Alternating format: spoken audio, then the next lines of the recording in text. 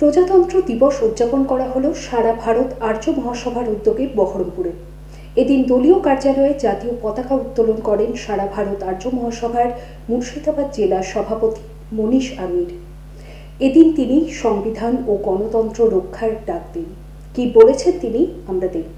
প্রথমে সকল মুর্শিদাবাদবাসীকে সারা ভারত আর্য মহাসভার পক্ষ থেকে জানাই শুভেচ্ছা। আজকে আমাদের জেলার দলীয় পার্টি অফিসে পতাকা উত্তোলনের মাধ্যমে আমরা প্রজাতন্ত্র দিবস পালন করলাম।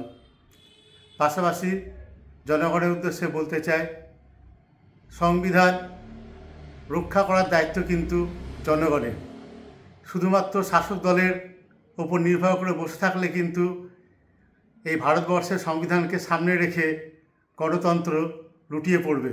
তাই দেশের সমস্ত জনগণের উদ্দেশ্যে বলছি, গণতন্ত্র রক্ষা করার দায়িত্ব জনগণের, এবং আমরা গর্বের সাথে বলতে পারি সারা বিশ্বের সর্ববৃহৎ গণতান্ত্রিক দেশ ভারত, এই সংবিধান আমরা অবশ্যই রক্ষা করব এবং এর জন্য আমরা গর্ববোধ করি।